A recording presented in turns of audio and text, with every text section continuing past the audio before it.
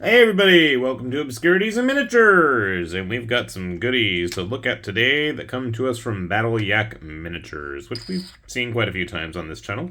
You might recognize these fine fellows. I've shown them off in quite a few videos. One of our Bogrot, I forget what they're, Bogrot Goblin guys. Anyway, I love this dude. And I still feel that some of their Marauder, Dwerger, whatever they were called, I don't remember. If it's one thing that Battle Yak models never fail to do is get me completely tongue-tied, but I still feel they had some great Chaos Marauder guys. Draugr, that's the word I'm thinking of. Anyways, today we've got another mouthful. We've got models that come to us from the Zurvan Imperium. And reading up on the lore, there's some kind of otherworldly, eldritch, armored, knightly knights that, you know, upon exiting our realm, go wild with eldritch energy, for lack of a better word. So, as I was saying, these guys are just big, spiky, armored knights. And how can you go wrong with something like that, right? Now, this guy is obviously needing some support removal still. And I did have a little bit of an issue getting his arm, had a little bit of a misprint, but I figured enough's enough there that we can throw some green stuff, it'll be okay. One of the nice things about most of the Battle Yak models is they are 100% completely modular. Heads, armor, arms, obviously. But they also offer up for those indecisive people like me, or people who will print a bajillion different things and never get to use any of them because they can't make up their minds. They do have already established models as well. So you do have some choices between two-handed weapons. Again, I need to clean these up better. Obviously, before we get these guys painted, that's going to have to happen. Was a bit of a challenge getting all those supports off of his back, considering how spiky they are. I did do a better job on some of them. And there is also the traditional sword and board ones. Again, very spiky and definitely going to need a little bit of post-cleanup time. Now the fun stuff, and we have another one, just the variety of the head types. God, I still didn't get all those supports out. Like, I really tried to clean these guys up. I guess it's one thing when you actually have to sit in front of the camera with it super zoomed in. It's a little bit more obvious and apparent. So that's always, I guess, nice to see. Leading those guys, and those were called the Yaddai Legionnaire, obviously being part of the Zurvan Imperium. We also have this cool little model called the Carcassoi Void Mage. And it wouldn't be a Battle Yak release without some kind of a pinup, so this is what you're getting this time around. No, she is not going to be undressed because she's not human.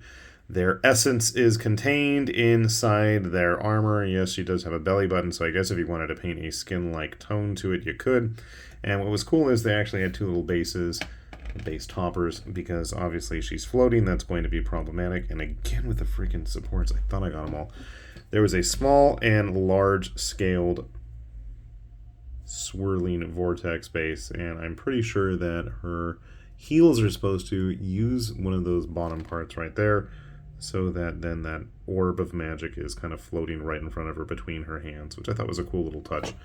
And I think once she's glued, it's going to actually end up being quite stable as well. Let's see if these friends of ours want to stay on the base. Since they are quite tall, you are going to need to have a good sized base for them. They fit really nicely on a 32mm base. Our Bogrot friend here, good head, shorter. Seems to be about in line with the other humanoid models from Battle Yak so far. Obviously, since these are 3D printed, this is their native resolution. You can adjust and tighten that up all you wish.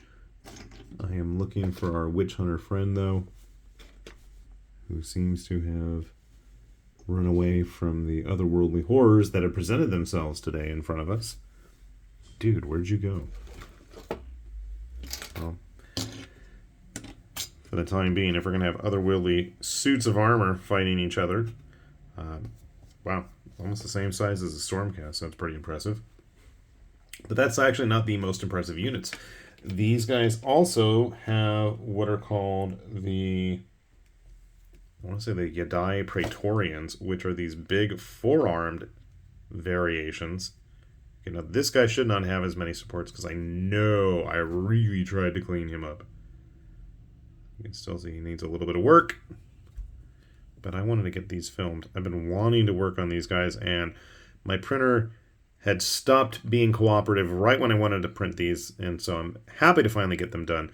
But they have a bunch of options for either pole arms or large blades. Sadly, there was no two-armed variation, or I should say one-armed variation, but I'm wondering and thinking that if you took, for example, the hands... Oh, I just noticed that didn't print right either. Shoot. The hands off of the Praetorians, maybe, and blew them up to, I don't know, 10, 15%, maybe more. You might be able to come up with a four-armed variation of the modular body, which now I'm going to have to go try. I'm like, And it actually still gets cooler with these guys. I thought this was a neat touch because, as I was saying, their essence spills out of the armored shell, and which immediately gives me a major Krull vibe. And I don't know if that's what Battle Yak was going for. If you were trying to have me have childhood flashbacks to watching Krull, then congratulations. And you made me go watch videos just to hear the noise that the stalkers, or whatever they were called, make when they get blasted or hit on their, eggshell-like helmets when the little worms come crawling out. But these guys get blasted apart and have all of their energy come swarming out. And I thought that was really cool. They have a couple of different variations of the smaller legionnaires like this, and then they actually did the big, larger Praetorians, same thing, busting loose and popping out of their shells, which I thought was a really cool touch. So my immediate thought, besides obviously making tabletop Krull models, which was what I was trying to say, I mean, the obvious parallel is, these would make great Chaos Warriors, I think, especially just depending on the color. The clean lines of these, yeah, they're spiky, yeah, they look mean, but you could go all sorts of different avenues, I think, with these in terms of colors. You could probably even use them in a sci-fi setting. My God, okay. For future reference, I will try to make sure these are better clean than I thought they were. My God. Anyways. I definitely can see these being used in various fantasy skirmish games. If you wanted to use them, heck, use them as Stormcast even. Why not? I mean, well, where'd he go? He was just about the same size as one of the Legionnaires. Just as bulky, especially with those large shoulder pads on. Now, I don't know if there's 1-1 parallel, so if you wanted to do some sort of evil Stormcast-like model, or just paint them up in gold too and call it a day, might be a fun little option. But that's what I really love, is when I see designers and artists coming up with something different, something unique that could serve and fulfill a lot of different roles on the table. Even our Void Mage, I'm sure people can come up with some interesting uses besides just the generic boring Chaos Sorceress, Sorcerer, whatever you want to call it. But, yeah. My first thought initially when I saw these was with the four arms, maybe do some kind of, what were they called? The Bone Reapers. But, they're not really undead. And they don't really have any bone motif to them. But, might be an interesting variation if you wanted to go that route too. So I think there's a lot of possibilities with these guys, much like a lot of the other Battle Yak models. So if you haven't had a chance to take a look, do give them a good, thorough checkup, because they have some very interesting models in their catalog, and I'm sure you guys can come up with way more interesting uses than I can. I just found another support on one of these guys. Okay, I'm going to stop filming because it is time to actually get these clean. I am sad and embarrassed that I did such a poor job of getting them ready for filming. So, with that said, this has been High Lord Tamberlane with Obscurities and Miniatures, saying thanks for watching, and we will see you back here soon. Bye-bye.